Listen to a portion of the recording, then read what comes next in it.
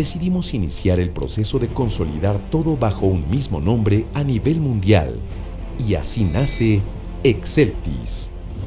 Hoy, Exceltis tiene presencia en más de 40 países, con más de 35 subsidiarias y cerca de 5.000 profesionales dedicados al servicio de la salud. Con una vocación de ser un referente en el sector farmacéutico, específicamente en salud femenina.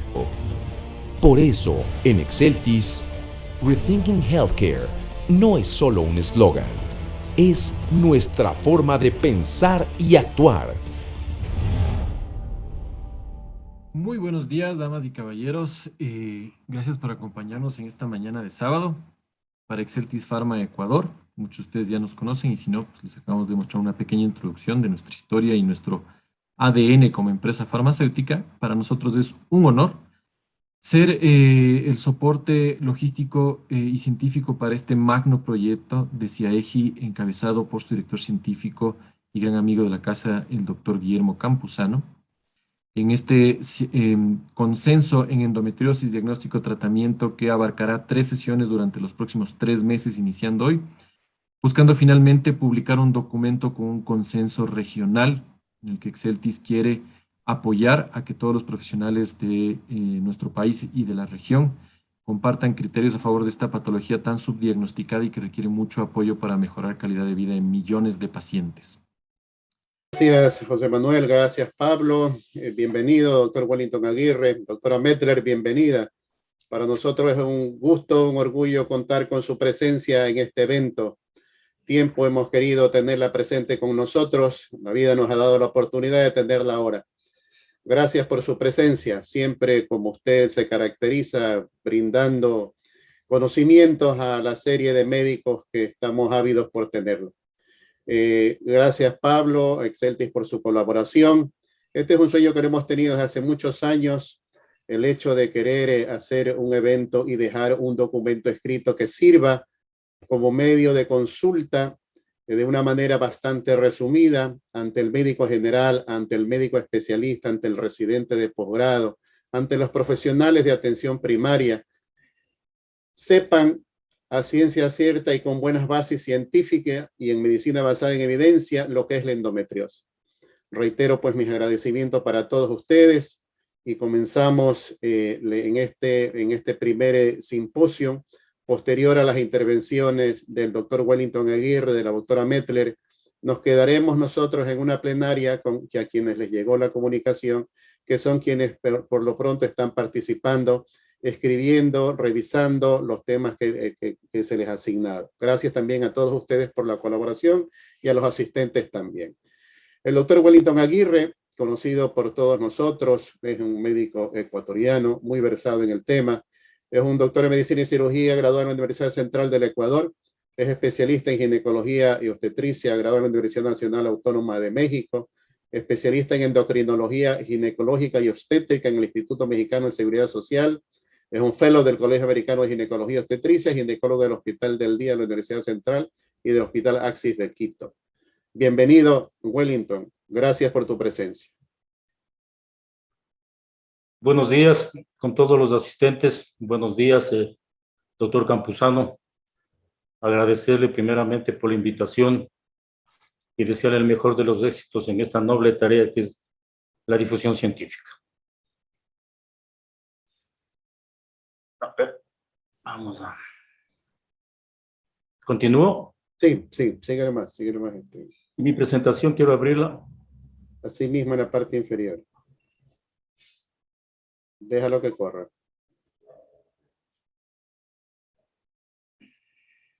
Primero en la barra de herramientas inferior, doctor, en el botón verde que dice compartir pantalla.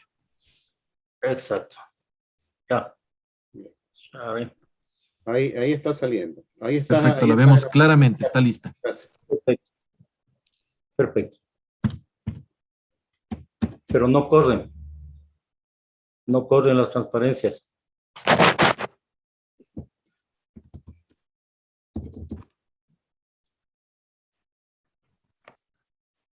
Dele un... Exacto, ahí está. Ya. Ahorita sí ya. Bien. Los consensos o reuniones de consenso sobre un tema específico en medicina son aportes al conocimiento por parte de organizaciones académico-científicas ante la creciente complejidad de los problemas médicos y la controversia que generan. Buscan que la información científica más actualizada y relevante sobre este tema sea analizada y discutida exhaustivamente por reconocidos expertos, lo que permite finalmente establecer guías o recomendaciones. No vemos su presentación, doctor. Disculpe la interrupción. Sí, ¿Qué pasó? Otra pantalla se metió ahí, cierra, por favor. Estamos viendo su navegador. Minimícelo, por favor. Ahí, perfecto, perfecto. Gracias. Listo, ahí sí lo vemos. Disculpen. Les decía que los consensos o reuniones de consenso sobre un tema específico en medicina son aportes al conocimiento por parte de organizaciones académico-científicas que ante la creciente complejidad de los problemas médicos y la controversia que generan, buscan que la información científica más actualizada y relevante sobre ese tema sea analizada y discutida exhaustivamente por reconocidos expertos, lo que permite finalmente establecer guías o recomendaciones finales que son de utilidad para el médico no experto en el tema, como mencionaba el doctor Campuzano, médicos generales, médicos de atención primaria, e inclusive para especialistas que todavía no están muy versados en el tema. Con estas guías o recomendaciones, el médico puede encontrar cómo evaluar de una manera práctica y segura a una paciente con sospecha de padecer determinada enfermedad, en este caso la endometriosis, permitiéndole establecer un diagnóstico, ofrecer la mejor alternativa de tratamiento posible y un diagnóstico aproximado de su enfermedad. Las reuniones de consenso en medicina, por supuesto que no son y no pretenden ser una solución ideal en la adquisición del conocimiento actualizado. Son solamente un medio, pero su impacto suele ser positivo en el mejor conocimiento de un determinado problema médico.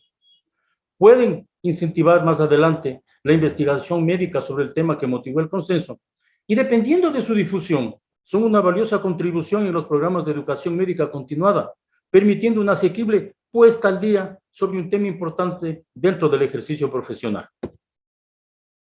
Es importante hacer algunas consideraciones, o lo hacen algunos grupos científicos, algunos grupos académicos, que consideran, inclusive algunos de ellos, que los consensos y sus guías o recomendaciones pueden ser peligrosos en la práctica de la medicina.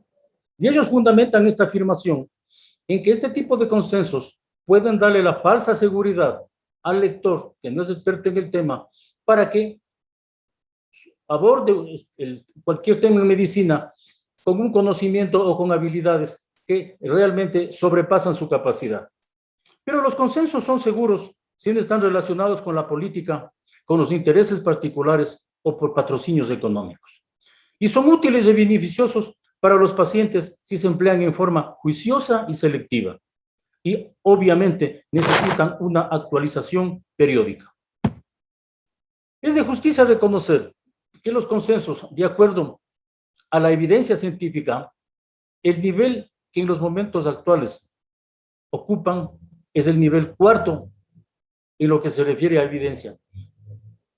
Y en cuanto a recomendación, ocupan C, es decir, los consensos son aportes a la ciencia, son aportes al conocimiento médico con un nivel de evidencia de tipo 4 con recomendación C. Ya son más de 300 años en que se realizaron las primeras aportes, las primeras publicaciones o los primeros registros de una enfermedad que en esa época y ahora todavía no tenía todas las contestaciones que los médicos necesitaban.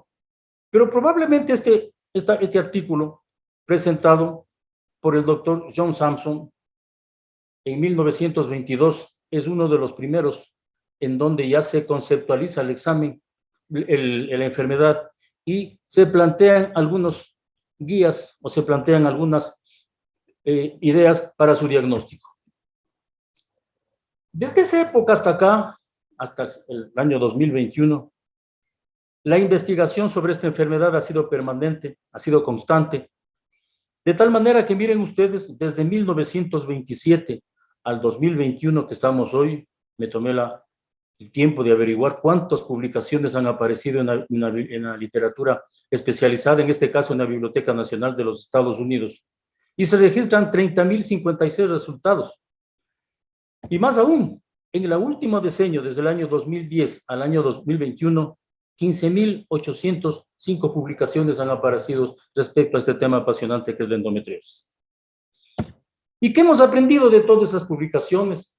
¿Qué hemos aprendido de todos esos aportes científicos?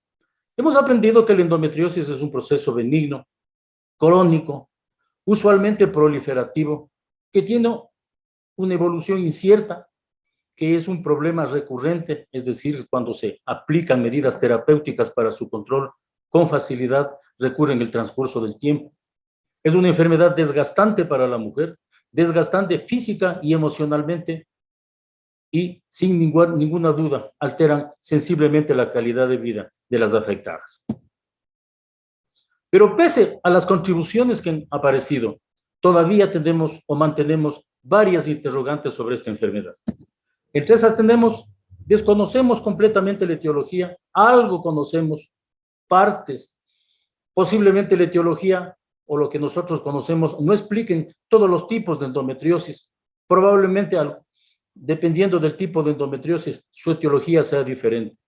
Desconocemos su evolución natural, no sabemos cómo administrar un tratamiento adecuado, tenemos varias alternativas terapéuticas, fundamentalmente de tipo quirúrgico o de tipo farmacológico, pero todas son limitadas y no ofrecen una solución definitiva para la enfermedad. Y una de las cosas que debemos siempre tener en cuenta es que el pronóstico de la enfermedad es frecuentemente sombrío. Les mencionaba que en 1927 el doctor John Sampson conceptúa a la endometriosis como la presencia de glándulas y estroma endometrial fuera de la cavidad uterina o en el músculo uterino, que mantienen sus características histológicas y su respuesta biológica similar a la mucosa uterina normal. Este es un concepto, más bien se considera que es de tipo histológico. Las descripciones que existen al respecto de las lesiones endometriósicas son claras e inclusive sirven para establecer un diagnóstico seguro. Pero el concepto propuesto por el doctor Sampson no toma en consideración, en esa época se desconocían muchas cosas, otras características de la endometriosis que ahora las conocemos. Y algunos otros investigadores, como este, conceptúan a la endometriosis como una enfermedad ginecológica común, benigna, inflamatoria, que incluye la presencia y crecimiento del endometrio disfuncional, glándulas de estroma, con fibrosis reactiva y metaplasia muscular por fuera del útero. Como ustedes verán, esta ya plantea o incluye en este concepto algunas otras cosas características de la enfermedad, común a la enfermedad, y que van redondeando la comprensión sobre ella. Este es otro concepto que indica que la endometriosis pélvica es un síndrome ya. Lo conceptúan como un síndrome complejo caracterizado por un proceso inflamatorio crónico dependiente de estrógenos, que afecta principalmente a los tejidos pélvicos, incluidos los ovarios. Es causado por el desplazamiento retrógrado repetido y la supervivencia del tejido endometrial desprendido en la cavidad abdominal inferior. Este ya incluye, aparte de las otras características de los anteriores conceptos, parte de lo que se considera como la causa más probable de etiología del inicio de la endometriosis. En lo que se refiere a la epidemiología, es difícil establecer la incidencia o prevalencia real en una población, pero se estima que del 2 al 10% de mujeres en edad fértil y que cursan con dolor pélvico están afectadas con endometriosis. Esta cifra puede alcanzar el 30 al 50% cuando cursa con dolor pélvico e infertilidad, y en adolescentes con dismenorrea severa puede llegar al 50%. Las recurrencias mencionadas anteriormente son muy frecuentes con cualquier modalidad terapéutica y se considera que del 20 al 36% va a recidivar a los 4 o 5 años luego de en su seguimiento continuo. Existen estimaciones, cálculos, que en el planeta posiblemente existan de 150 a 200 millones de mujeres con endometriosis. Una cifra realmente alarmante. ¿Cuál es la dificultad que plantea el conocer la prevalencia o la incidencia de la enfermedad? El retraso en el diagnóstico. Y es que para el diagnóstico preciso de la enfermedad, que suele ser de tipo quirúrgico, o solía ser de tipo quirúrgico, ahora tenemos otras alternativas posiblemente buenas, el retraso es alarmante. En este estudio, vean ustedes, se considera, en este estudio lo consideran así, que el retraso en el diagnóstico va de 5 a 12 años. Y en diferentes poblaciones en donde se ha estudiado es variable, llamando la atención este estudio realizado en Siena, en Italia, en donde vean ustedes el retardo en el diagnóstico es realmente importante. En cuanto a la etiología, mencioné anteriormente que no contamos todavía con una causa clara sobre el origen de la endometriosis. Son especulaciones, se han hipotetizado una serie de mecanismos, pero en términos generales se considera que existen al menos 6 teorías al momento que podrían explicar el origen de la endometriosis. A todas las podemos agrupar en 2 grupos. Las que tienen origen en el tejido endometrial uterino y las que tienen origen en tejido no uterino. Eso hace la diferencia probablemente más importante en etiología de la endometriosis. Y lo que es importante y está aceptado en los momentos actuales es que tiene una naturaleza multifactorial. Es común a las diferentes teorías la susceptibilidad genética para tener o presentar o desarrollar endometriosis. Y es como hoy se conoce que del 6 al 9% 6 al 9% se incrementa el riesgo en hijas de madres con endometriosis para desarrollar la enfermedad. Y es que no solamente de la susceptibilidad genética, sino que también intervienen, agravando esto, lo que se conoce actualmente como epigenética, es decir, la presencia de factores inductores o disruptores endocrinos, sustancias químicas, sustancias tóxicas ambientales, radiaciones, inclusive alimentos. Este es un estudio interesante en donde se determinan varias alteraciones de tipo cromosómico en células del endometrio, tanto de mujeres con endometriosis y también en mujeres que no presentan la enfermedad. Y se nota claramente que en las mujeres con endometriosis, tanto en el endometrio eutópico como en el endometrio heterotópico, existen una gran cantidad de alteraciones cromosómicas. Solo por mencionar, solo por mostrarles, tenemos varias en este estudio. Pero les mencionaba que la epigenética, y esta es una cosa que debemos tener en consideración en prácticamente todas las patologías, todas las enfermedades actualmente, se le da gran importancia a la epigenética.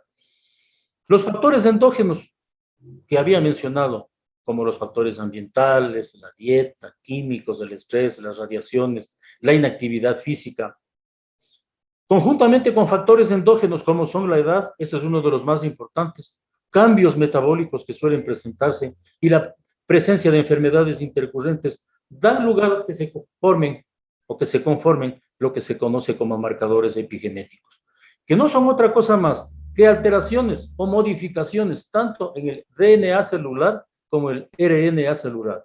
Por mencionar solamente uno de ellos, los microRNA son muy frecuentes y se están cada vez diagnosticando e investigando en prácticamente todas las enfermedades. Y para que se produzcan los microRNA, existen múltiples mecanismos, la modificación de histonas, acetilación del RNA, metilación, fosforilación, ubiquitinación, sumoilación, es decir, los mecanismos están descubriendo y se están desarrollándose en el transcurso del tiempo, reitero, en prácticamente todas las enfermedades. En cuanto a las teorías en la etiología de la endometriosis, había mencionado previamente que se consideran actualmente que 6 de ellas son las más importantes. Y las que se estudian o se ha estudiado o más información se tiene en los momentos actuales es la teoría de la menstruación retrógrada y también tiene una gran importancia la teoría de la metaplasia celópica. Por brevedad del tiempo solamente me concretaré a la teoría de la menstruación retrógrada. Desde hace muchos años se conoce que en las mujeres, en un buen número de mujeres, cuando menstruan, existe regurgitación del contenido uterino, del contenido endometrial a través de las trompas, y la sangre endometrial llega a la cavidad endometrial, como podemos ver en esta magnífica microfotografía. Vean ustedes en el fondo de saco cómo existe un contenido de tipo hemático, e inclusive en el peritoneo se ven restos del endometrio. La incógnita se plantea: ¿por qué algunas mujeres que tienen menstruación retrógrada desarrollan o desarrollarán endometriosis? ¿Y por qué otras no lo hacen? Y hoy conocemos que el endometrio que está fuera del útero, tiene la capacidad de sobrevivir. O sea, tiene los mecanismos, o se han descifrado los mecanismos que le permite adherirse a otros tejidos. Se ha encontrado que mantiene su capacidad proliferativa, e inclusive en un estadio ya un poco más avanzado, los implantes endometriósicos se tornan independientes en la producción endocrina.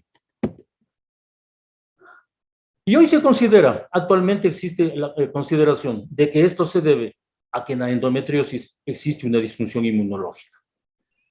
Esta disfunción inmunológica se da en las dos fuentes de inmunología, la inmunidad celular y la inmunidad humoral. Y existe, se ha comprobado, por ejemplo, que en las mujeres con endometriosis, los macrófagos, que son los encargados de limpiar la cavidad, tienen una reducida capacidad en este aspecto. Se ha encontrado que los macrófagos secretan sustancias que promueven la angiogénesis, es decir, la neovascularización de este implante que se produce, en este caso en el peritoneo. Se ha encontrado que otros tipos de células producen factores de crecimiento, producen interleuquinas y producen una serie de sustancias que favorecen el implante, es decir, que el endometrio fuera de la cavidad uterina se implante en el peritoneo, continúe su función, se gobierne por sí solo. Al respecto, se conoce que, o se llama intracrinología del implante endometriósico, la capacidad que este tiene para producir un sinnúmero de sustancias, comenzando por la producción hormonal. Hoy se conoce que en los implantes endometriósicos, las células, las hormonas de tipo androgénico, precursores androgénicos como la androstendiona, encuentran una mayor riqueza de aromatasa que las va a transformar en estrógenos. Pero no solamente eso, sino que las enzimas necesarias para que se produzca estradiol o estrona también tienen un cambio o son diferentes a las que se encuentran en otro tipo de células que no son las células endometriósicas. Conociéndose, por ejemplo, que la 17-beta esteroide deshidrogenasa de tipo 1, que es la que permite la transformación de estrona en estradiol, está en mayor cantidad, se expresa en mayor cantidad en los implantes endometriósicos. Mientras que la otra enzima, la 17-beta esteroide deshidrogenasa de tipo 2, que cambia o transforma el estradiol en estrona, se encuentra disminuido, permitiendo que exista una mayor producción de estradiol y que el efecto de esta hormona sea muy sostenido, muy importante en los implantes endometriósicos. Pero también les mencionaba que también en la intracrinología del implante endometriósico se conoce que se sintetizan factores de crecimiento, prostaglandinas como la prostaglandina E2, prostaglandina 2-alfa, factores de necrosis tumoral, y también se ha identificado ciclooxigenasa, que es uno de los elementos necesarios para que posteriormente se produzca inflamación. Todos estos elementos, todos estos cambios endocrinos y la producción de estas sustancias van a determinar que estos implantes se adhieran perfectamente, se adapten a su nuevo sitio de implante, que proliferen, que se establezca un proceso de inflamación, que se establezca angiogénesis, es decir, que existe el soporte vascular para que crezcan estos implantes endometriósicos. Existe también factores que favorecen la neurogénesis, otros que bloquean la apoptosis, que es importante. Todos estos permiten o favorecen la invasión celular, pero por otro lado también favorecen el aparecimiento y el mantenimiento del dolor, encontrándose que producen alteraciones en las fibras nerviosas y estas sustancias se pegan o alteran el funcionamiento de los nocioceptores.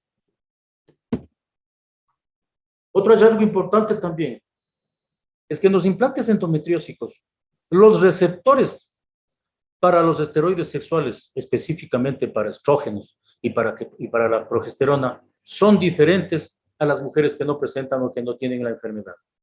Hoy se conoce, por ejemplo, miren ustedes, que en el endometrio normal, los receptores estrogénicos de tipo beta son los menores, no son los más importantes. Contrariamente en endometriosis, este número de receptores es sensiblemente mayor. Lo mismo sucede con los receptores de tipo alfa, que en el endometrio en la mujer normal son mayores. Contrariamente, en la mujer con endometriosis, este tipo de receptores en los implantes endometriósicos están disminuidos. Pero lo más importante y lo más llamativo de esto es lo que sucede con la progesterona. Hoy se conoce que los receptores de progesterona, que son muy importantes para la involución o para la proliferación en el endometrio, en los implantes endometriósicos, los receptores para progesterona están sensiblemente disminuidos. Es decir, el efecto de esta hormona no es ni de lejos el mismo efecto que la progesterona tiene en el tejido endometrial normal. Se han identificado también en el paso del tiempo algunos factores que incrementan el riesgo para presentar endometriosis. Unos, y los han clasificado, los han agrupado en factores menstruales y reproductivos. De estos, la menarca temprana es un factor que tiene una evidencia consistente. Y es que consideran los investigadores que comenzar a menstruar en una época muy inicial, prácticamente con pocos años, no da lugar a que en esta mujer aparentemente exista un desarrollo, una evolución positiva en su sistema inmunológico, lo que favorecería cuando existe los implantes retrógrados para que se establezca endometriosis. También se considera como un factor de riesgo la proiomenorrea, es decir, sangrar abundantemente. Determina que la pérdida hemática no solamente sea a nivel vaginal, sino también exista una mayor pérdida por vía retrógrada, lo cual probablemente favorece el implante de este endometrio. Y la multiparidad también es un factor, pero para disminuir el riesgo de endometriosis. No es una evidencia totalmente consistente, pero inclusive empíricamente nosotros siempre hemos considerado y hemos conocido que la presencia de embarazos, especialmente cuando son desde edades tempranas, puede tener un efecto favorable en prevenir que se presente la enfermedad. Las malformaciones uterinas tienen un papel importante, y es que las malformaciones uterinas como el himen imperforado, la estenosis cervical, el tabique vaginal, que bloquean el libre flujo de sangrado menstrual, va a determinar que el reflujo, en el caso de la teoría del reflujo, sea mayor, sea más importante, que no se alcancen en algunas mujeres probablemente a cumplir los mecanismos necesarios para limpiar esa cavidad, y eso favorece la presencia de los implantes, su localización definitiva. Otros, como la insuflación, es decir, iatrogenia, cuando nosotros realizamos algunos estudios de la especialidad, o el grado endometrial, tienen un valor limitado o se les considera no tan importantes como se pensaba. La historia familiar, ya había mencionado que las hijas de madres con endometriosis tienen más posibilidades de desarrollar la enfermedad en el transcurso del tiempo. Y en lo que se refiere al hábito corporal, se ha averiguado si el peso elevado, una gran estatura, un índice de masa alto y la raza blanca tienen una relación, se les puede considerar como un factor de riesgo. En algunos estudios sí considera que la raza blanca especialmente tiene más riesgo de desarrollar endometriosis. Los estilos de vida y los factores ambientales, el ejercicio regular disminuye probablemente la expectativa de desarrollar endometriosis. El consumo de tabaco, curiosamente, algunos estudios mencionan que las fumadoras tienen una menor prevalencia de endometriosis que las mujeres que no lo son. Contrariamente, el consumo de alcohol incrementa el riesgo, pero eso es una evidencia limitada, el consumo de cafeína y la exposición a dioxinas. Las dioxinas son tóxicos, favorecen, o se ha encontrado que en primates favorece el desarrollo de endometriosis, pero en los estudios en mujeres los resultados han sido inconsistentes. No se conoce a ciencia cierta cuál es la evolución de la endometriosis.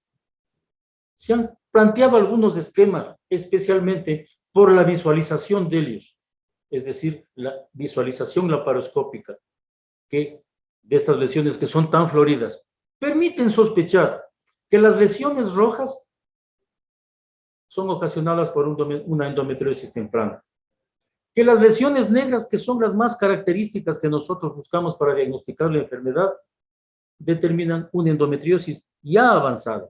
Y las lesiones blancas o las soluciones de continuidad en el peritoneo, que a veces nos sorprenden y no sabemos qué es, son lesiones tardías, cicatrizales o en reposo. Pero en términos generales, se ha planteado que la evolución de los implantes endometriósicos ya toma ribetes de importancia luego de su inicio, después de 8 a 18 meses.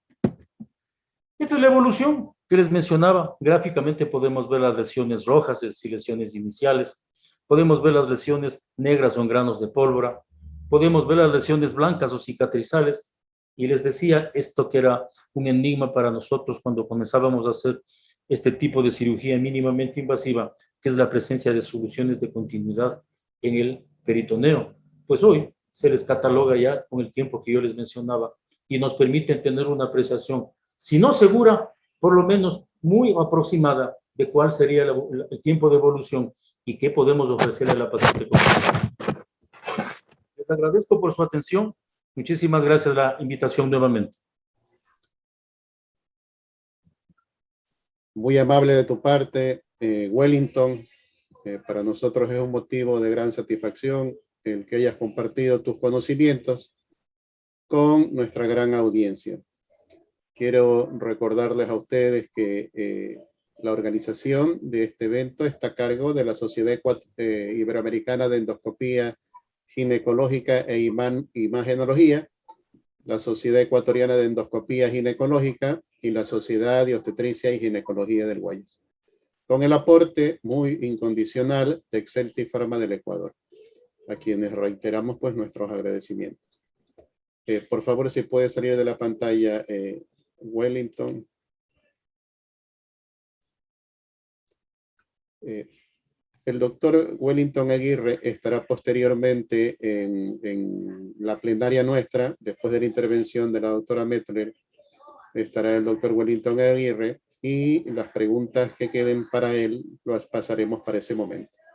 Por aras del tiempo y de la generosidad que nos brinda la doctora Liselott Mettler. A continuación tenemos la participación de la doctora Liselott Mettler. Ella tiene su doctorado y especialización en ginecología, obstetricia y endocrinología reproductiva. Es profesora de la Universidad de Tuttlingen en Viena, Austria y Kiel de Alemania. Es profesora emérito. Ella es galardonada por distintas universidades en el mundo y por distintas asociaciones científicas y académicas. Ha sido directora de la División de Medicina Reproductiva y Cirugía Endoscópica del Departamento de Obstetricia y Ginecología de los Hospitales Universitarios de Schweinholstein de Kiel, Alemania. Tiene membresía honoraria de la Sociedad Alemana de Endoscopía Ginecológica y de la Sociedad Alemana de Ginecología y Obstetricia. La ECOL la acreditó como miembro honoraria. Tiene múltiples libros escritos. Hemos sacado algo del currículo de ella. Es un currículo sumamente extenso. Es motivo, reitero, de gran satisfacción contar con vuestra presencia. Sabremos el gran esfuerzo que está haciendo de su paso de Alemania a los Estados Unidos, por California y ahora por la Florida. Bienvenida, profesora Mettler. Muchas gracias. Voy a participar screen. Les saludo del momento de Miami, donde tengo un hijo y nietos, y como estaba muchas veces en California, el esposo tengo en California, pero mi trabajo es en Kiel, en la Universidad de Kiel en Schleswig-Holstein, y es un gran placer participar en estas reuniones latinoamericanas de 3 meses sobre endometriosis. Can you understand me? Yes, yes. Good, very good. Disculpa si quizás yo voy a cambiar a veces en inglés, pero voy a hacer mi mejor para quedarme en español. Ahora no puedo ver aquí en la... a ver, aquí. No puedo ver para hacerlo grande. Aquí está. Perfecto, perfecto. Bueno, endometriosis, el manejo clínico y quirúrgico. Es un placer de participar hoy día. Felicitaciones al organizador, Argentina y los colegas de Ecuador y los otros estados. Yo veo que tenemos, wow, casi 250 participantes. Felicitaciones a esta gran reunión sobre la pequeña lesión que la llamamos endometriosis. Es endometrio ectópico. Ya escuchábamos de dónde puede originar y sabemos que puede hacer bastante daño. No siempre podemos diagnosticar endometriosis. A veces, si miramos los findings quirúrgicos, vemos que un 17% no tienen lesiones, aunque tienen los sentimientos de enfermedad típicos. Unos 32% tienen minimal endometriosis, unos 33% tienen mild endometriosis, moderate endometriosis, pelvic inflammatory disease, el bloqueo de las trompas y bloqueo bilateral. Así que podemos ver que es bastante difusa y no siempre el paciente con endometriosis tiene dolor. Este paciente, por ejemplo, con endometriosis, ha venido por un poquito de dolor, pero principalmente quiere tener hijos. ¿Ustedes pueden ver el video? Perfecto, profesora Mettler. Perfecto. Sí. Es un caso robótico que hacemos en Kiel. Somos un centro de operaciones laparoscópicos clásicos y robóticos. Queremos preservar los ovarios. Es un caso de endometriosis con una lesión grande al lado del uretra sinistra, infiltración en la vejiga, y pensamos que por el momento vemos que este ovario de la parte izquierda está bien, así que vamos a dejarlo. En el parte dextro tiene un quiste ovárico que está ya la tercera vez recurrent, así que tenemos que tomar este ovario, no podemos conservarlo. Para no tener tanto hemorragia, en un lado hemos puesto un clip en la arteria ovárica. Aquí ustedes pueden ver en la arteria uterina en la suspensión del ovario sinistro a la pared abdominal con la técnica que Kurzem ya hace 45 años antes nos ha enseñado. Y cuando él ha hecho esta vez en Alemania, la gente dijeron, es loco este fellow, why is he doing that? That's crazy. Bueno, es fácil hacer con la misma aguja que utilizamos en Kiel desde 40 años. Yo he hecho esta fijación. Despacio en este paciente tenemos que liberar los órganos normales de la endometriosis. Yo voy a pasar rápido para verles el otro lado. A la derecha tenemos mucho más endometriosis y la quiste es recurrent. Por eso le sacamos en la manera típica. Y la histología también nos mostraba endometriosis. El tejido es rígido, pero esa es la primera operación grande que ella tiene de endometriosis. Antes tenía solamente siempre una cistectomía. Bueno, por eso no lo repetimos. La infiltración vaginal podemos bien palpar. Y si hay un resto de un nódulo, lo sacamos. Aquí tenemos el ovario, ahora listo, un endometrioma, lo ponemos en un endobag y lo sacamos.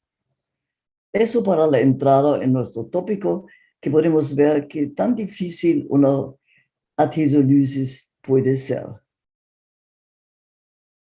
La clasificación ya mencionado de nuestro colega que utilizamos en Kiel es la clasificación del endoscópico, que también solamente nos muestra la morfología, nada más.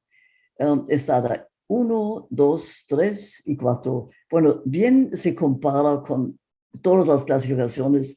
Nos quedamos con eso, pero adjuntamos otros, como ustedes van a ver.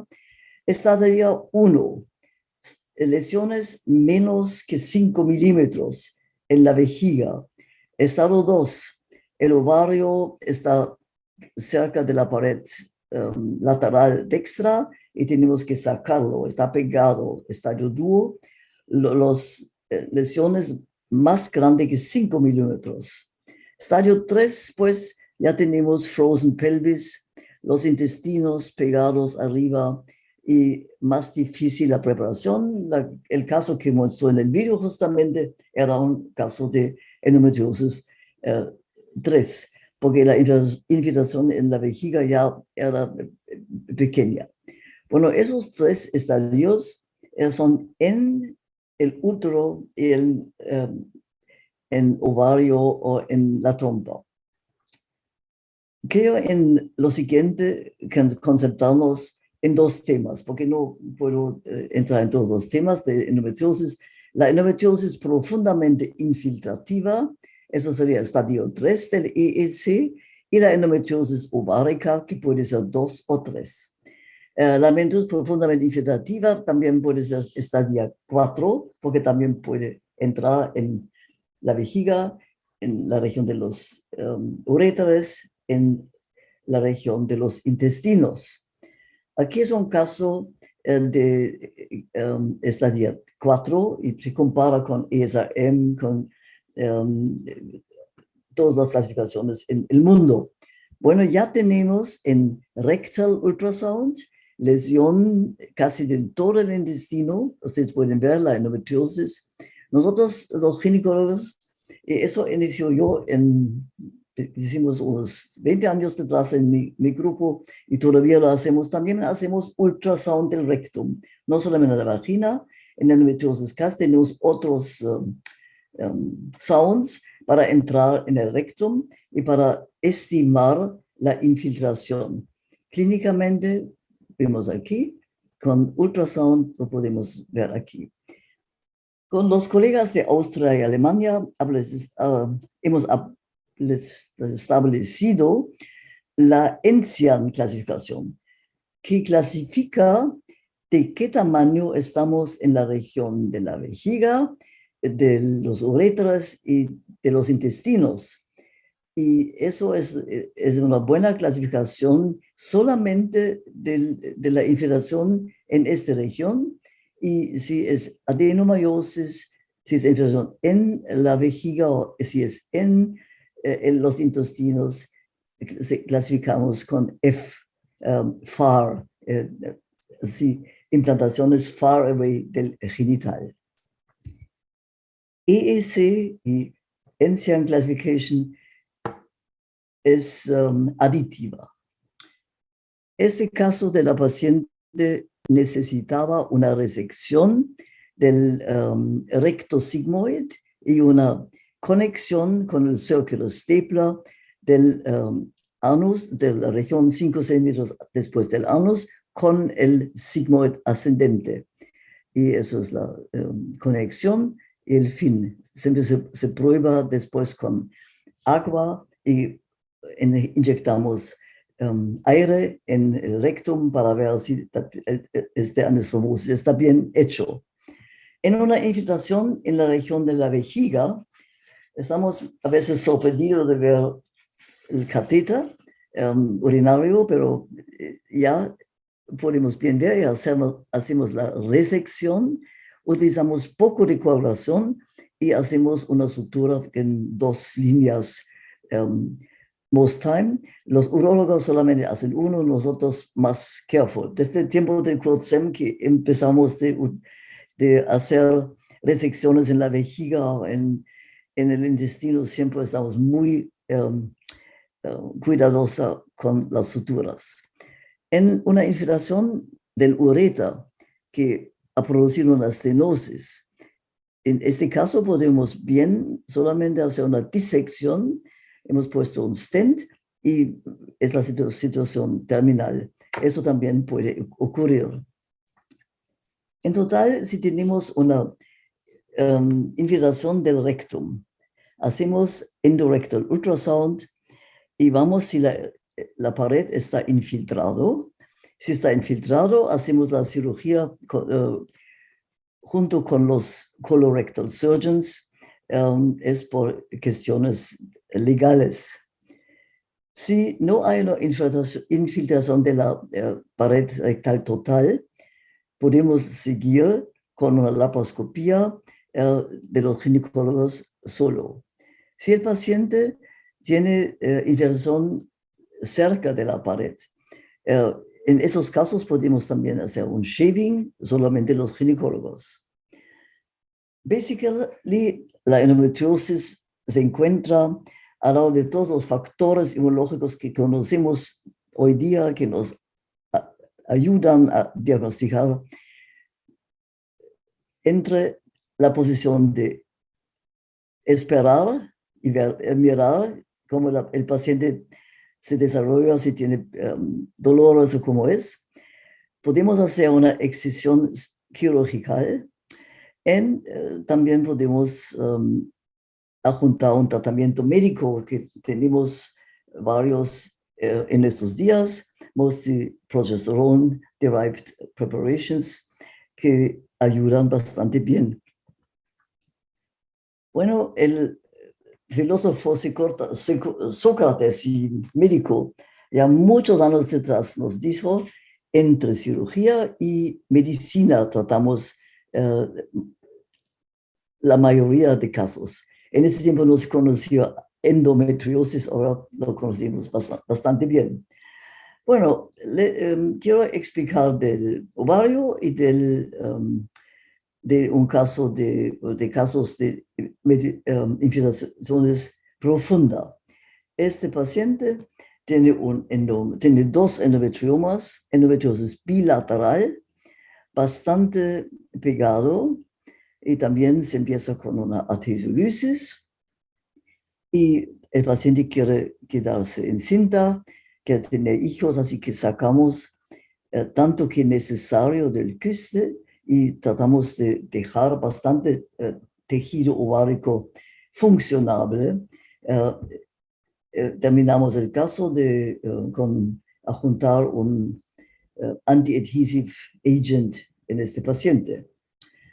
Bueno, este paciente tenía, antes de la cirugía, un anti-Müllerian hormone level, ¿cómo es? Está aquí.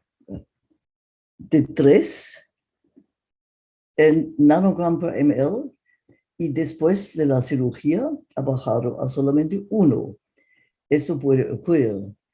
Por eso quiero que estamos muy cuidadosos, porque el anti-Müllerian hormone, AMH, nos informa de una parte de la función del ovario y no debe necesariamente bajarse, porque después la función ya está limitada. Quiero que aprendan bien how removal of an endometrioma affects the ovarian reserve. When do you treat in the context of fertility, and when do you not treat? So, el desarrollo de AMH en la pared del ovario es mensualmente y es importante, y si se baja de 3 a 2 o de 2 a 1, ya la reserva ovárica de este paciente está comprometido. En muchos estudios podemos probar que hay AMH levels en comparación a controls, a superficial endometriosis en endometriomas y en endometriosis infiltrativa profunda bajo, después de la resección, también hecho con mucho cuidado. Esos estudios ustedes deben conocer. Sabemos que surgical treatment could exert a further detrimental impact on ovarian reserve. So bilateral disease, es mostrado en este video, en los bilateral, no es un caso bueno, porque los folículos primarios en muchos casos son destruidos en este momento. Este paciente tiene endometriosis infiltrativo estadia 4, with rectosigmoid bladder infiltration and bilateral ureteric stenosis. Un caso bastante avanzado. El motivo del paciente era dolor, no más de tener hijos. La decisión era de hacer todo lo que podemos para tomar el dolor. Caso de endometriosis estadia 4 con infiltración en el recto sigmoid. Una técnica que utilizamos, hacemos por la mayoría de casos robóticamente también. Hacemos el robot no siempre, pero en endometriosis, en casos de cáncer, la cirugía es un poquito más fácil. Bueno, esta cirugía es bastante largo porque tenemos que hacer una resección de todas las lesiones. Podíamos conservar el útero, pero teníamos que sacar esta parte recto sigmoide, porque el dolor del paciente era la primera cosa de curar. Y voy a irme bastante rápido a la posición justa. Es una operación con mucho cuidado y llegamos al fin que hemos liberado todos los focos endometriósicos y hacemos una anastomosis afuera del cuerpo. Tenemos parte del intestino afuera, hacemos la resección y lo volvemos. Eso parecía en este paciente más fácil hacer.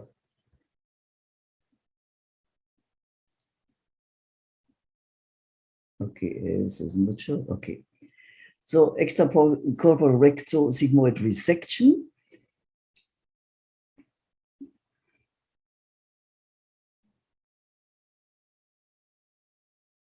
Esa era la parte de 15 centímetros que hemos reseccionado. Y la anastomosis se hace después adentro de vuelta con el circular stapler.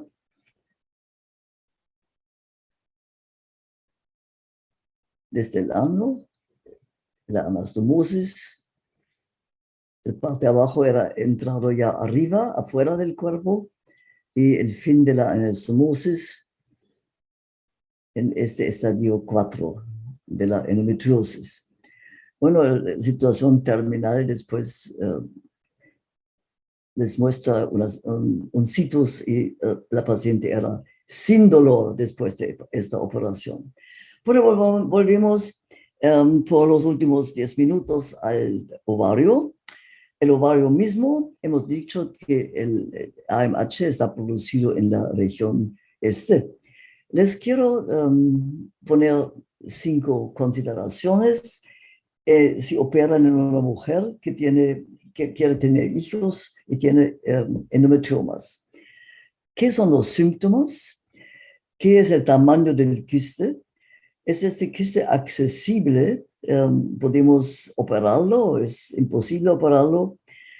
Past medical surgical history, age of patient ovarian reserve, and wish of the patient. Very important if she has pain, because if she doesn't have pain, she wants to have children.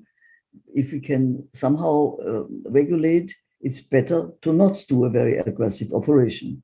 The recommendations from our different professional societies like ESHRE are, when endometriosis is identified at laparoscopy, clinicians are recommended to surgically treat endometriosis, as this is effective for reduction of endometriosis-associated pain.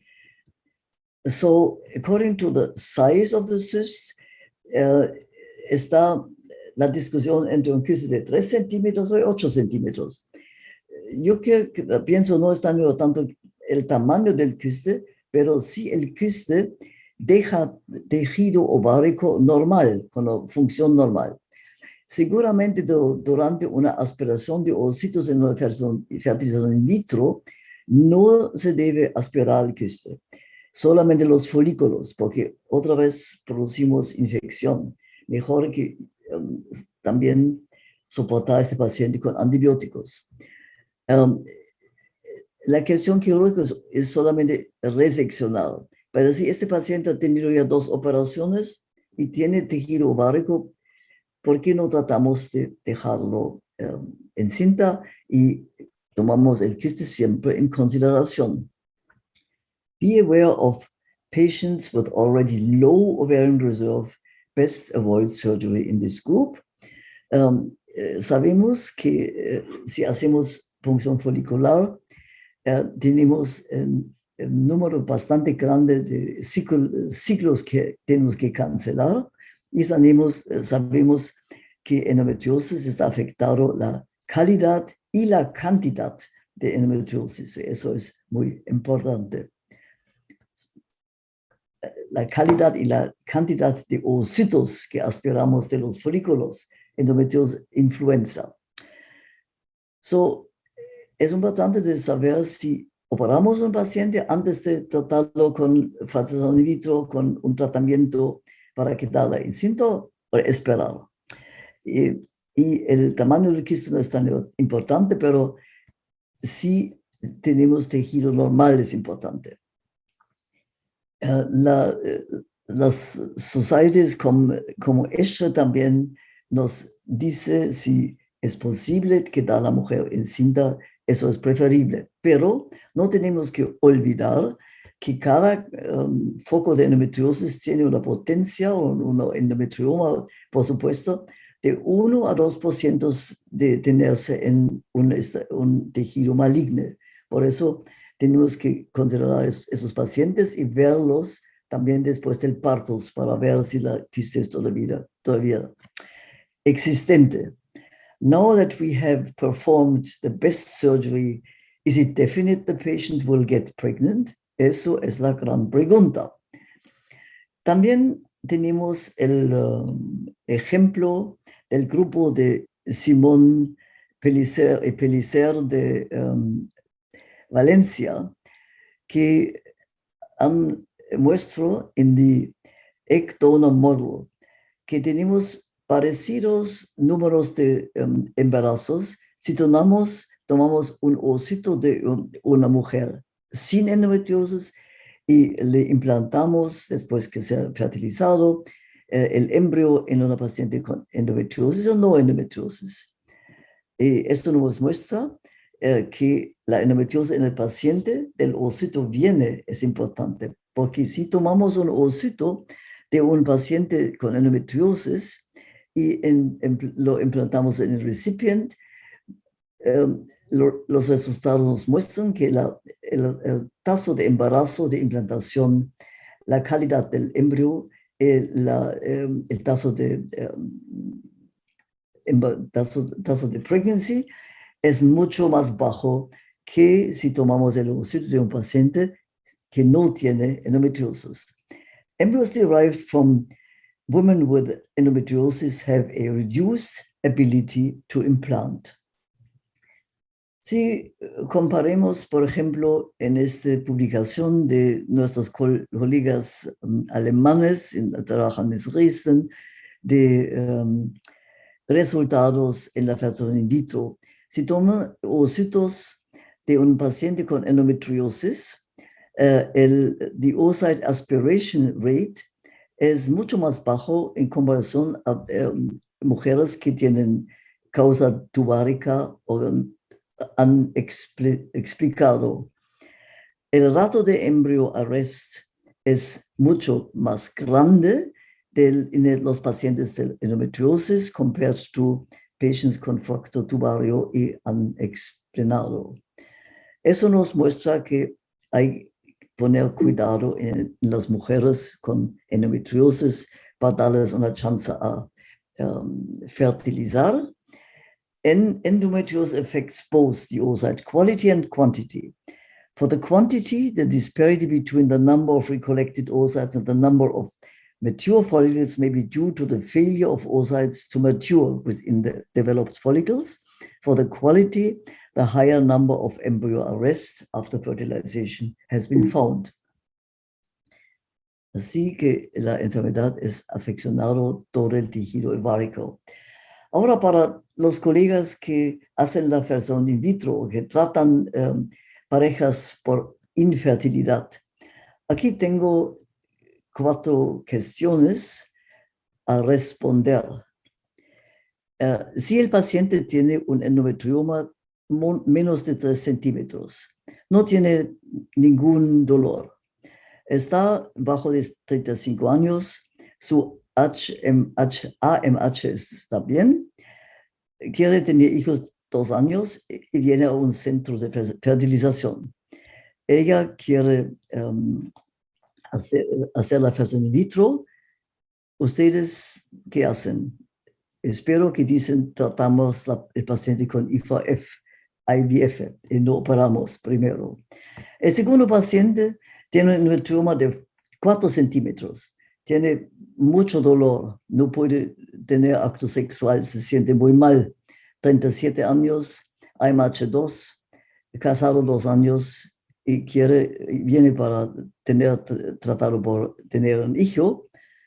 Le decimos, mejor que hacemos una cirugía primero, porque con ese dolor ya no puedes vivir, no puedes concebir. Podemos hacer después un tratamiento con GnRH, con estrogen back therapy y después estimularlo por la fertilización in vitro. Un paciente de 37 años, AMH2, no tiene ningún dolor, 2 años de infertilidad primaria. Sabemos que tiene endometriosis infiltrativa profunda, pero no tiene dolor. Quiere quedarse encinta. ¿Qué van a hacer? Bueno, espero que van a hacer el tratamiento del paciente, tener hijos primero y después la cirugía. El último paciente tiene un endometrioma de 4 centímetros, no dolor, ya casi 40 años, AMH2, 2 años de infertilidad, quiere quedarse encinta. ¿Qué hacemos? Bueno, así no funciona el computer, pero espero que van a decir también, primero vamos a hacer el tratamiento para quedarse encinta y después resección. Eso es nuestro esquema para pacientes con endometriosis. We look at the history, examination and ultrasound, 2D, 3D ultrasound. Determinamos el tamaño y la accesibilidad del quiste, miramos los síntomas, ovarian reserva del paciente, previous medical surgical history and patient's wish, el deseo del paciente, muy importante. Después decidimos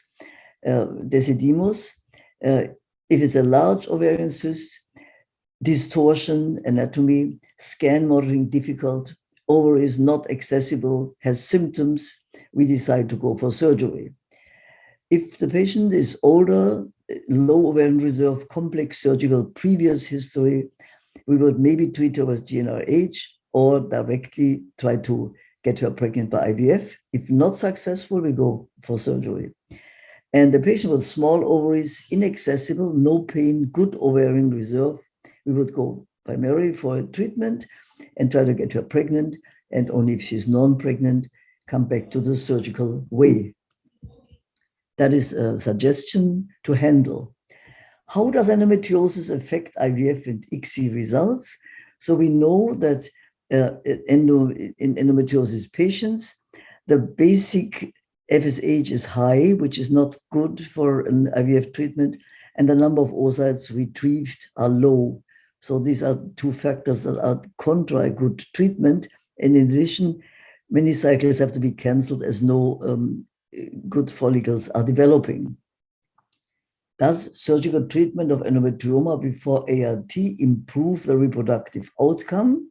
Well, this has to be decided because there are publications that say there's similar pregnancy rates in both groups, it depends on the stage of the endometriosis. However, you do have lower antral follicle count and high FSH levels, and the ovarian reserve is mostly already compromised in these patients. Ok, ¿qué vamos a hacer? Operar, conservativo, eso tenemos que decidir en los casos significantes con nuestros pacientes. También sabemos que long-term pituitary downregulation antes de la fertilización in vitro for women with endometriosis helps in pregnancy rates. Quiero aconsejarles de mirar en nuestro último libro que yo he escrito junto con mi sucesor en Kiel, Ibrahim Al-Khatut, Jörg Keckstein de Villach, Austria, y Ivo Meinhold, ahora el jefe en Gießen, en Alemania. Nosotros cuatro en este libro hemos establecido con la ayuda de unos colegas internacionales una evaluación de la endometriosis de hoy en día. El libro tiene 2 años y ustedes pueden conseguirlo en la Casa Storz, www.karlstorz.com, sin pagar. Es de una publishing house de la Casa Storz. Bueno, endometriosis nos confronta siempre y tenemos para establecer centros endometriósicos como los tenemos en Alemania, Austria, Suiza, en unas regulaciones de detectar la endometriosis, comprender la endometriosis y tratarlo no en un esquema general, pero ajustado al deseo y a los problemas del paciente del momento.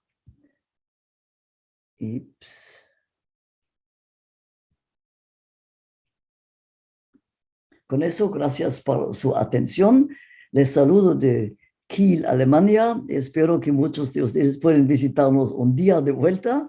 En el momento estoy en Miami, pero una semana más tarde de vuelta en Kiel. Nuestra clínica vieja, que era fundido en 1805, y la clínica de hoy en día, que está, como en todo el mundo, una clínica moderna. Muchas gracias por su atención y siempre bienvenidos en Kiel, Alemania. Gracias, profesora Laiselot. Muchas gracias por su participación. Quisiera que quienes tienen preguntas, por favor, hacerlas constar en el chat que tenemos para preguntas.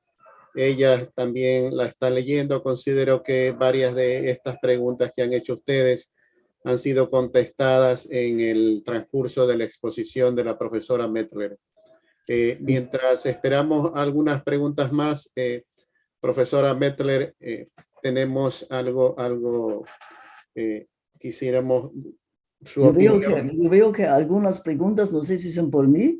¿Usted va a leer las preguntas? Sí, sí. Ok. Álvaro Durán es preguntando. ¿Tú puedes leer la pregunta? Sí, lo puedo leer. Sobre todo esta última que dice: mujer, 37 años, antimuleriana 2, dolor pélvico. ¿No sería mejor realizar otro procedimiento, determinar y ser conservador para poder tener ovocitos? Ya que para esa edad sabemos que independientemente de la enfermedad, la capacidad o la calidad ovocitaria cae. Podemos utilizar largos protocolos de GnRH para no ser tan intervencionistas. Yo considero, Álvaro es un muy conocido nuestro, entendido en la materia. Entramos al gran capítulo, es si dar medicación antes de fertilización in vitro, operar primero. Ya usted expuso, quizás si hay algún comentario adicional al respecto, profesora Mettler. Yo aconsejo que seguramente si la mujer tiene ya 37 años, que vamos a hacer todo, que darla encinta, pero después la operamos, porque también en casos de endometriosis se puede desarrollar quistes malignas.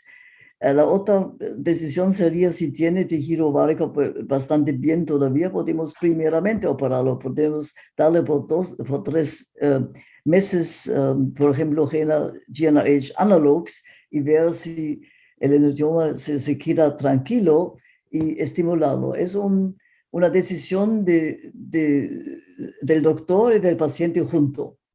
¿Qué decías tú, Guillermo?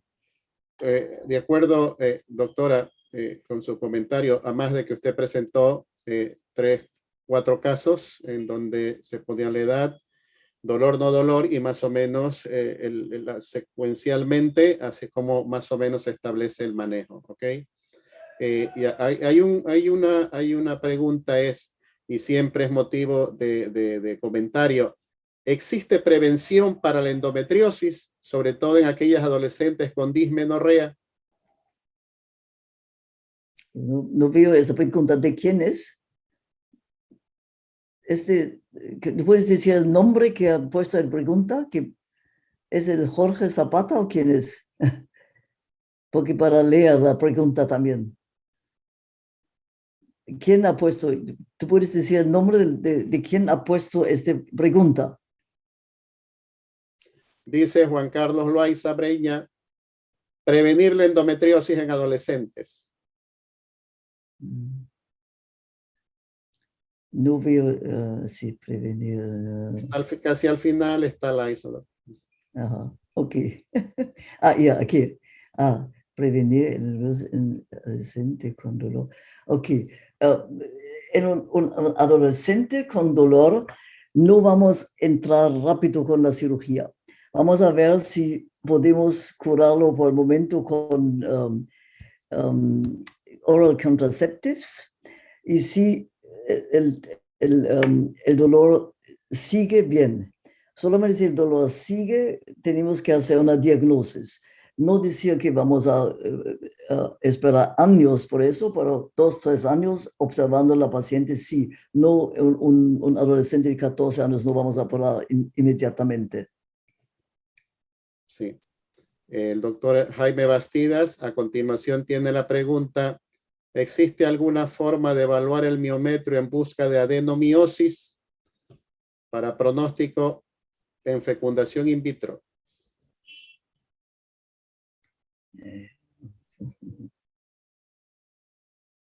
Dice Jaime ¿Existe alguna forma de evaluar eso? Yo veo que es más fácil de hacer leerlo a Laiselot. Bueno, nada más que un examen rectovaginal junto con vaginal, si es siempre bien para palpar nódulos endometriósicos, un ultrasonido 2 o 3 dimensionales para ver si el tracto genital es libre. Otras cosas no necesario al principio de varias determinaciones de factores que ya no sabemos si tienen un efecto de 100%, así que no, es solamente la investigación. Si tiene un quiste, hacemos el CA125 y queremos estar más o menos seguro que no será algo maligno. El último ratio sería hacer un MRI. Ok. Eso tiene relación con la pregunta que está a continuación de Andrés Delgado, que dice: ¿qué tanta importancia le da a la resonancia magnética? Es eso. Es importante que si no estamos seguros en ultrasonido, después vamos a Magnetic Resonance Imaging Technique. Ok. My question, please, Laiselot. ¿Cuándo tratamiento con progestágenos? ¿Cuándo? Is mine. No veo la cuestión. ¿Tú puedes decir? Está escrito. ¿Cuándo? Tratamiento con progestágenos. O prostágenos. Ok, si tratamos con, hoy en día, endometriosis, muchas veces con progesterone derivatives, eso ayuda por 2, 3 meses. Si el paciente no tiene dolor, si tiene dolor, tenemos que operarlo. Sí, por 3 meses está bien. Ok. Laiselot, pregunta, por favor, lea. María Verónica Nicolaide, una colaboradora nuestra, pregunta, está con rojo el INV. 37 años, desea embarazar, dolores, 2 cistectomías por endometriosis, tiene endometriomas bilaterales multitabicados nuevamente de 7 y 8 centímetros, no tenemos el valor de la antimuleriana, recomienda o no análogos prequirúrgicos para operar. Si son tan grandes, trataría 3 meses con análogos. Si quiere tener hijos, después tratarlo con la fertilidad in vitro. Si no, no quiere tener hijos, operación. Gracias, gracias. Doctor Francisco Plaza pregunta, ¿de qué factores depende que una endometriosis se haga maligna o no?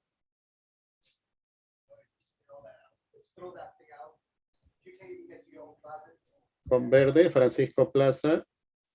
I don't find it. Más abajito. ¿Estás más arriba? ¿Dónde es? Abajo. Vamos para abajo todos, ¿sí? Wagner, Moreno, Jaime Puerto, Francisco Plaza. Ahí. Sí. ¿De qué factores depende que se unen entonces a maligna? Eso es muy buena pregunta.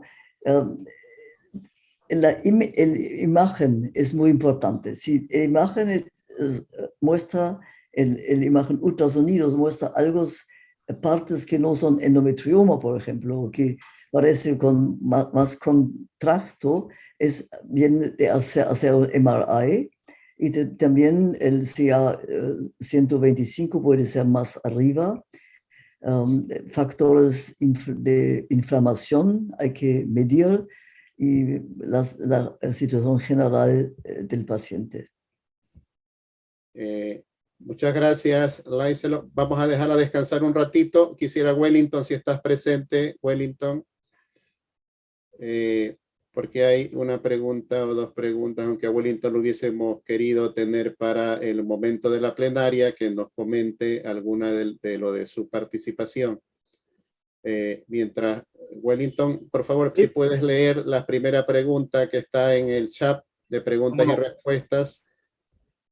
A ver, chat. La del doctor Zapata y el doctor Durán también te hacen otra pregunta.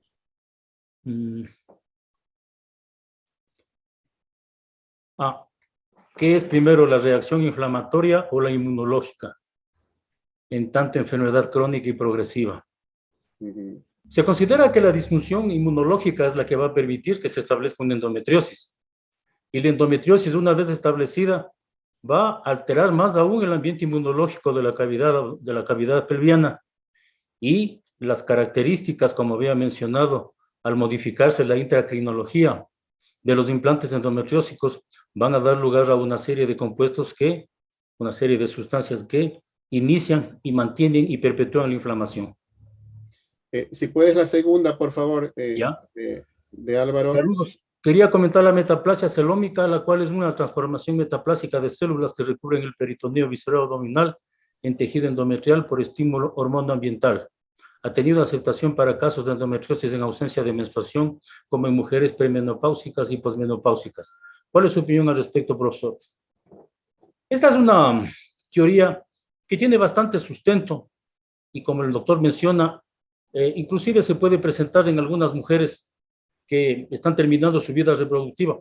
Pero la más reciente contribución que existe al respecto es de que esta teoría se sustenta, o una nueva teoría, que la niña cuando nace y tiene un sangrado por privación hormonal, desde ese momento ya presenta reflujo a través de sus trompas a la cavidad pélvica y ya deja sembradas una serie de células madre que mientras dura su infancia y mientras comienza su adolescencia no le van a dar problemas, pero posteriormente estas células madre que quedaron implantadas a partir de su nacimiento van a dar lugar o posiblemente van a dar lugar a focos endometriósicos al activarse la producción hormonal en esta mujer. Esta es una de las teorías que algunos investigadores, especialmente de Bélgica, consideran que podría explicar los implantes endometriósicos profundos, los implantes endometriósicos, no solamente pélvicos, sino los implantes profundos en tabique recto vaginal, en intestino, en vejiga o inclusive en otras localizaciones. Gracias, A la gracias. pregunta de poner el levonorgestrel o Dienogest, hemos ya respondido a este. Si puede complementar algo, por favor.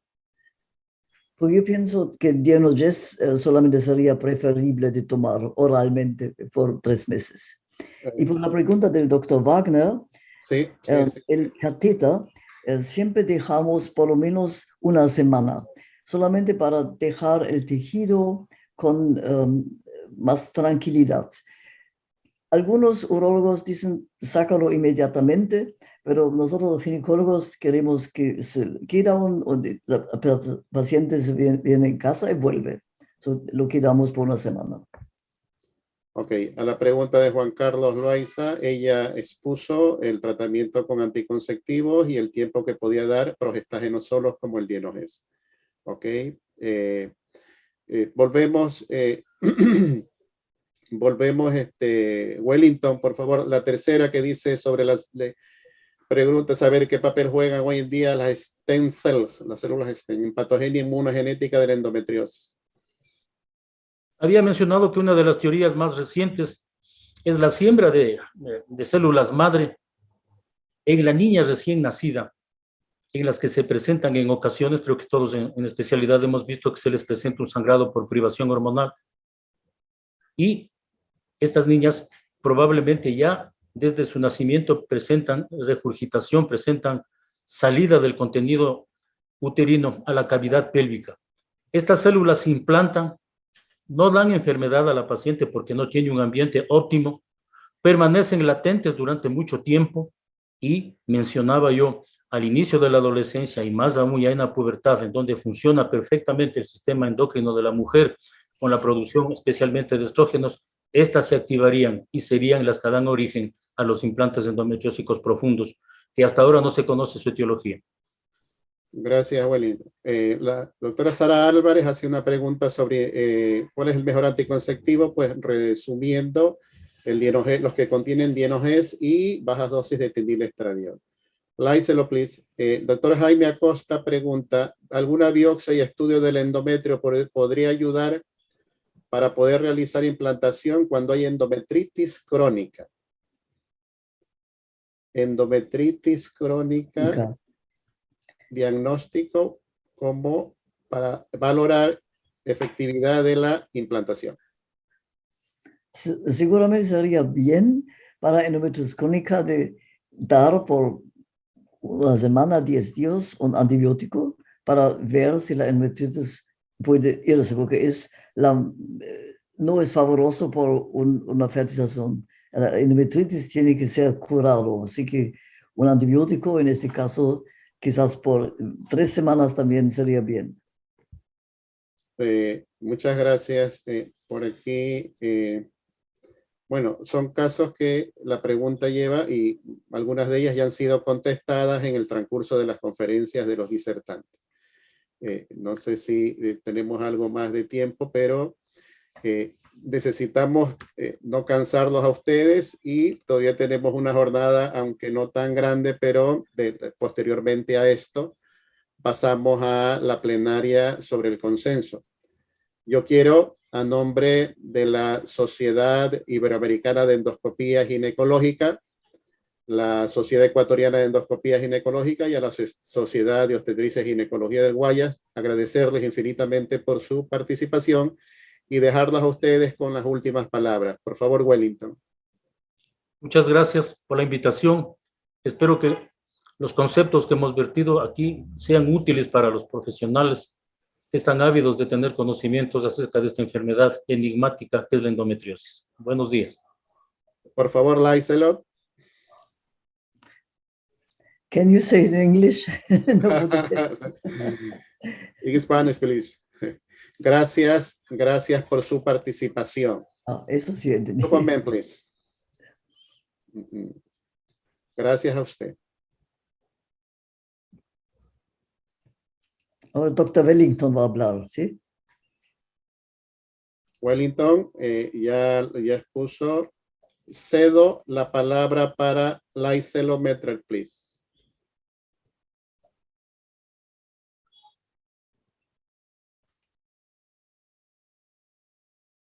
Hay hay algunos chats de felicitaciones por las brillantes exposiciones de los conferencistas. Brillante participación, Laiselot. Gracias. Espero que Gracias. se va a mejorar mi español para la próxima vez. Estuvo muy bien, como siempre, muy bien. Muchas gracias. Reiteramos el agradecimiento a Exceltis por el apoyo que estamos recibiendo de ellos. A continuación, por favor, llegamos a las 300 participantes de un total de casi 1000 inscritos. Eso es reconfortante para nosotros saber que hay un pool de asiduos profesionales ávidos de conocimiento en este tema. A continuación, por favor, despedimos a los conferencistas, los asistentes que deseen quedarse unos minutos más, de observadores, y aquellos colegas que están participando como autores y colaboradores de este consenso, por favor, mantenerse conectados por ahora. Mantenerse conectados. Gracias, Laiselot.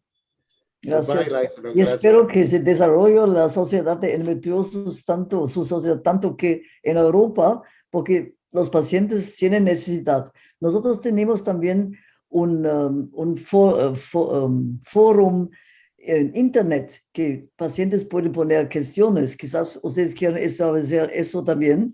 Sí, y cada uno de nosotros toma quizás un día del mes. Es un grupo grande de profesores y tenemos diariamente unos 30 cuestiones de pacientes que quieren preguntar. Aunque para nosotros parece simple, para ellos está bien de tomar un foro donde pueden poner sus cuestiones. Especialmente ahora en el tiempo de COVID, quizás ustedes van a establecer eso también en Latinoamérica. Qué bien, tendremos presente eso. Gracias, Laiselot. Gracias. Que tienen un buen sábado y muchas gracias que ustedes han tomado su tiempo del sábado en la mañana de escuchar endometriosis. Buen fin de semana, gracias. Gracias, muy amable. Gracias. José Manuel, por favor, si podrías estar presente un momento.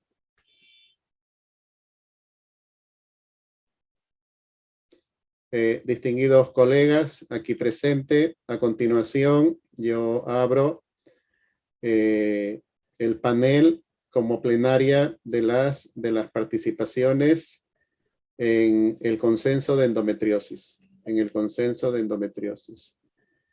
Tenemos alrededor de 30 médicos, de los cuales a unos 10 o 15 le hemos hecho llegar en una forma un poco adelantada sobre la temática que van a ser consideradas por ellos. Nosotros consideramos que la participación de ahora era de carácter introductorio para que se tenga presente qué es lo que vamos a realizar a propósito del consenso de endometriosis. Voy a pedir que me permitan abrir la pantalla para exponer lo que hemos preparado algo para ustedes. Si bien es cierto, en la endometriosis lo consideraríamos o no como un problema de salud pública y por qué hacemos un consenso. No voy a relatar en mucho tiempo lo que constituye por qué se puede considerar a la endometriosis como un problema de salud pública. Esto es una charla introductoria para lo que vamos a hacer del consenso. Tenemos múltiples nosotros imágenes de lo que es la endometriosis, simplemente para dar un bosquejo de los avances que tiene esta patología en la mujer. Es conocido por todos ustedes, es la afectación que tiene la endometriosis ovárica, la endometriosis peritoneal y las tendencias que existen en el tratamiento, como doña Laiselot nos explicó muy acertadamente. Para esto hay muchos grupos de apoyo a nivel nacional, internacional, en donde se brinda, así como nos pone a la disposición doña Laiselot, que hay en Europa, hay un día que se dedican a la atención de las interrogantes de las pacientes. Eso consideramos que es replicable para zonas como las nuestras, en donde constantemente tenemos inquietudes, dudas, interrogantes de las pacientes y también de los profesionales. Mucho se menciona sobre esta patología a nivel mundial. Múltiples sociedades están en distintas organizaciones o en distintos lugares de los distintos países. Pueden ser de Latinoamérica, de Europa, de Estados Unidos. Aquí tienen una serie de sociedades que se dedican al estudio y promulgación, desarrollo de la endometriosis. En todas partes del mundo tenemos distintas agrupaciones que tratan sobre este tema. Aquí nosotros tenemos, nuestros amigos del Perú tienen también su sociedad de endometriosis y hacen reuniones muy frecuentes, a las cuales fuimos invitados en algún momento con el doctor Humberto Dionise y Marco Pino de Oliveira, que es otro de los panelistas nuestros en las próximas reuniones. Existe pues la Sociedad Mundial, existen también a nivel de internet portales donde pueden ingresar las pacientes e incluirse como usuarios de esas investigaciones. Tenemos nosotros a nivel local también medios de difusión de este tema que pues, pienso que hemos recibido algunas inquietudes de las pacientes. Se menciona que es muy frecuente, que si tenemos nosotros en relación con otras patologías, la prevalencia de una en 10 y en el Ecuador están casi 500.000 mujeres probablemente con esta patología y que necesitan ser tratadas. En estos estudios nuestros tenemos una prevalencia de 48.9 en pacientes con infertilidad y la sintomatología que tenemos nosotros en relación a lo que es otras partes del mundo son más pacientes que llegan a atenderse por esterilidad o porque tienen dolor pélvico crónico. Sí, existe una demora de hasta 7, Wellington nos dijo de hasta 12 años en esto. Y se sigue publicando mucho sobre endometriosis. Y la relación que se hace con esto, con la calidad de vida, pues existe y hay múltiples condicionantes que tengan esta afectación en la mujer. Esto lleva como sustento el hecho de que en algún momento se afecta la pirámide de evaluación de la calidad de vida. Por eso es que organismos internacionales han tomado esto a cargo, incluso a desarrollarla como parte de un problema de salud pública. Existen publicaciones al respecto en donde tratan de visibilizar esta patología para que los estados, las organizaciones gubernamentales tomen cartas en el asunto y se legisle a propósito de las pacientes con esta enfermedad. Ya mucho se hace en Europa, mucho se hace en Estados Unidos. Quitar esa idea que se tiene que los dolores con la menstruación son normales, y esto es causa de ausencia laboral en un gran número. Sí, tenemos muchos reportes de Estados Unidos y Europa donde es una causa de ausencia laboral. Documentos como esto, que es nuestra aspiración en algún momento, que nuestros gobiernos también lo tengan a nivel Latinoamérica e Iberoamérica, en donde se legisle a propósito de esta enfermedad. El doctor Nesab de California en Estados Unidos promovió la realización de esta marcha. Nosotros la quisimos hacer y teníamos todo programado a propósito de la Sociedad de Obstetricia y Ginecología del Guayas realizar esta marcha en marzo del 2020. Teníamos planificado para el 28, lamentablemente la pandemia nos dejó a un lado. Esto es para más o menos hacer de ustedes para nuestros adentros, asimilar que esta patología, si en otras partes del mundo está a toda costa tratando de que se conozca por parte del médico y de la paciente, retomarlos también nosotros en ese mismo sentido. Es un problema de salud pública, sabemos que afecta a gran número de mujeres en el mundo, se menciona 200 y algo más de millones de mujeres y tantos tienen en Estados Unidos. Por lo tanto, hemos tomado como objetivo también favorecer la visibilización de esta patología y eso nos hace que nosotros entremos en este consenso, en esta reunión. En esta reunión en la cual nosotros conllevamos como uno de los grandes objetivos levantar información, actualizar y proveer de esta a profesionales, sean estos especialistas, sean estos posgradistas, sean estos médicos de atención primaria. Y este enunciado del doctor Nesab dice: la infertilidad derivada de la endometriosis se convertirá a este ritmo y no faltando mucho tiempo en un grave problema de salud pública, ya que alterará los índices de natalidad mundiales. Y esta es la gran interrogante que lo dejamos sobre todo para países como los nuestros, porque a nivel internacional es un hecho y así son asimilado para legislar al respecto. Y estamos en el consenso, en el cual no es de ahora, de esto lo traemos desde el año 95, traemos esto del consenso de cuando hicimos nuestra pasantía en Clermont-Ferrand en Francia, retomamos en el 2004 a propósito de un manual que elaboramos, y en el 2019, por el apoyo que recibimos de alguien también, despertamos con esto y lo concretamos, Dios mediante, ahora, con la ayuda de todos ustedes. Todos ustedes, los que se han integrado, constituyen un grupo de profesionales de la salud, favorecedores del adelanto científico, académico y gestión del conocimiento en este campo de la endometriosis. Nos hemos asociado para ser entes difusores, integradores entre nosotros los médicos y los distintos profesionales de la salud inmersos en esta patología. Si podemos nosotros describir la problemática alrededor de esta enfermedad, podemos nosotros mencionar que se tiene poco conocimiento sobre esta patología, existe un uso inadecuado de la información, que hay fallas en el diagnóstico, fallas en el tratamiento ante la progresión de la enfermedad y la sintomatología que presenta. Con relación al paciente, quizás una falta de conocimiento de ella sobre su patología, no recurre a tiempo o recurre a los profesionales no calificados por ella, lo cual permite el favorecimiento de la progresión de la enfermedad en caso de ingentes recursos y afectación de la calidad de vida, como yo se los planteé al comienzo. Con la industria, si bien es cierto cada día tenemos más productos, quizás se hace una poca difusión o un poco sustento científico de estos. Quizás se hace un mal uso de esto o existe un mal posicionamiento o un inadecuado conocimiento de la farmacopea de utilidad. Ya le escuchamos a la doctora Mettler, así en forma muy pragmática y muy esquemática, decir cuándo nosotros podemos implementar terapia médica en este tipo de pacientes y que sí es de utilidad. Poca utilización, depreciación de la técnica y de gastos económicos.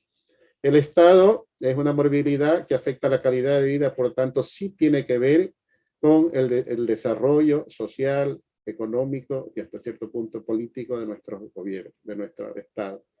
La ausencia laboral, el empobrecimiento de los indicadores de salud, los gastos de recursos innecesarios, lo cual traduce como una afectación al desarrollo de nuestros estados. Entonces, el objetivo de este consenso es favorecer la difusión de evidencia, de lo que hay evidencia científica actualizada, utilizar racionalmente las alternativas diagnósticas, brindar información, permitan discernir sobre el manejo médico quirúrgico, aportar pautas terapéuticas actualizadas, conocer la forma de manejo y las pautas de prevención. Hemos iniciado ya con esta sesión. Tenemos 3 sesiones, ya ustedes conocen cuáles son los otros ponentes. Esta es una sesión introductoria. La transmitimos desde Ecuador para toda Iberoamérica. Tenemos, gracias a colegas del Perú, de Colombia, de Argentina, de Chile, que han estado presentes hoy día aquí. Tenemos de Brasil, haciendo presencia en este inicio de nuestro consenso. Y estoy seguro que también por escuchar la Laisel Mettler, que tiene una gran afluencia de conocidos para Latinoamérica. Sabemos que ella estuvo en el Perú, también haciendo parte de sus entrenamientos. Gracias también a las sociedades que nos auspician con el aval en este evento, a Exceltis Pharma, porque nos dan el apoyo logístico con esta plataforma y la difusión del evento, y los resultados que esperamos ante nuestra sociedad: acrecentar conocimientos ante los profesionales, favorecer el adelanto científico, académico, basado en evidencias, de tal forma que logremos cumplir con los objetivos que nos hemos planteado. Ante la academia, posicionar el tema y elaborar el texto en físico y digital denominado Consenso de Endometriosis. Y si de esto sale consecuentemente un manual, será de grato ayuda ponerlo a disposición de todos ustedes. Y ante las pacientes, pues, visibilizar esta enfermedad, desterrar mitos y creencias, favorecer la toma de decisiones fundamentadas y consensuadas, participar en blog y elaborar información con un vocabulario adecuado. Sean ustedes bienvenidos a esto. Gracias por vuestra presencia. Gracias nuevamente, Laisel, a ti. Gracias, Wellington. Sabemos el gran esfuerzo que has hecho para tu brillante disertación. Esto es todo por hoy. Nos veremos próximamente en el mes del 20 de septiembre con 2 brillantes expositores.